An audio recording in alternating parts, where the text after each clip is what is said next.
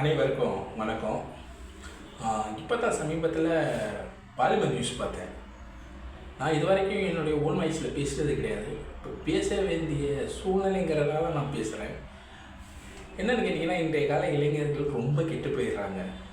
அதுக்கு உதாரணம் பார்த்தா, இன்றைக்கி பாலிமர் நியூஸை சும்மா இன்ஸ்டாகிராம் பத்திரமா பார்த்தேன். அதில் என்னென்னு பார்த்தீங்கன்னா, இன்ஜெக்ஷன் போடுற ஊசியை வாங்கிட்டு என்எஸ் பாட்டில் 100 ml ஒன்று வாங்கிட்டு கை கால் வலின்னு சொல்லி அந்த வலி நிவாரணி மாத்திரை இருப்பாங்க, அதெல்லாம் வாங்கி இன்றைய இளைஞர்கள் தன்னுடைய போதைக்கு அடிமையாகிறதுக்காக கையில் இன்ஜெக்ஷன் மாரி செலுத்திக்கிறாங்க. பெற்றோர்களை கவனத்துக்காக தான் இந்த வீடியோவை நான் போடுறேன். மேக்ஸிமம் உங்கள் பிள்ளைங்க கையை பாருங்கள், மேக்ஸிமம் இந்த இடத்த பாருங்கள். இந்த இடத்த சரௌண்டிங்கில் சுற்றி கருப்பாக இருந்துச்சுன்னா அவங்க இன்ஜெக்ஷன் பண்ணிகிட்டு இருக்காங்கன்னு அர்த்தம். அதேமாரி இந்த இடம் பாருங்கள், இந்த இடத்த சரௌண்டிங்கில் அவங்க இன்ஜெக்ஷன் இங்கே செலுத்துகிறப்ப இந்த இடம்லாம் பார்த்திங்கன்னா கருப்பாக இருக்கும். இதுமாரிலாம் இருந்தால் உங்கள் பிள்ளைங்க போதைக்கு அடிமையாகிட்டு இருக்காங்கன்னு அர்த்தம். ஆகையால் பெற்றோர்கள் கொஞ்சம் கவனமாக இருங்க. அடுத்ததான் நான் சொல்ல வருது, மருத்துவ நண்பர்களை தயவு செஞ்சு நான் வேண்டி கேட்டுக்கிறேன்.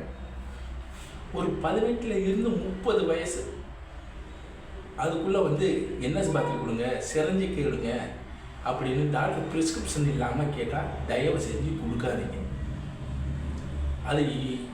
அதை நான் சொல்லணுன்னு தான் உங்களுக்கு தெரியணும்னு அவசியம் கிடையாது. ஏன்னா நீங்கள் எக்ஸ்பீரியன்ஸாலும் இருப்பீங்க, புதுசாக வந்தவங்களும் இருப்பீங்க. இதெல்லாம் நீங்கள் புரிஞ்சுக்கணும்.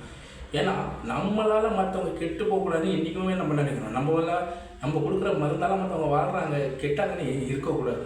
அதுக்காக தான் சொல்கிறேன். மறுபடியும் மருத்துவத்துறை நண்பர்களுக்கு நான் வேண்டி கேட்டுக்கிறது என்னென்னா, என்எஸ் 100 ml சிரஞ்சியும் டாக்டர் ப்ரிஸ்கிரிப்ஷன் இல்லாமல் தயவு செஞ்சு கொடுக்காதீங்க.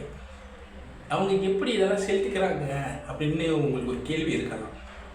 அந்த என்எஸ் பாட்டிலை கொண்டு போய் ஒரு சின்ன பாத்திரத்தில் அடுப்பில் வச்சு அதை ஊற்றி நல்லா கொதிக்க விட்டு அந்த வலி நிவாரணி மாத்திரையை நல்லா தூளாக்கி அதில் போட்டு நல்லா சுண்ட விட்டு அது லிக்விட் பதத்துக்கு வரப்போ அதை ஆஃப் பண்ணிவிட்டு அதை அந்த சிரஞ்சியால் எடுத்து அவங்க அதில் ஏற்றிக்கிறாங்க. இதனால் அவங்களுக்கு ஒரு விதமான மயக்க போதை உண்டாகுது. அதில் அவங்களுக்கு ஒரு சந்தோஷம். ஸோ இதுமாரியெல்லாம் மறுபடியும் நடக்காமல் இருக்க பெற்றோர்களும் நம்மளுடைய மருத்துவத்துறை நண்பர்களும் ஒத்துழைப்பு கொடுக்குமாறு கேட்டுக்கொள்கின்றேன். நன்றி, வணக்கம்.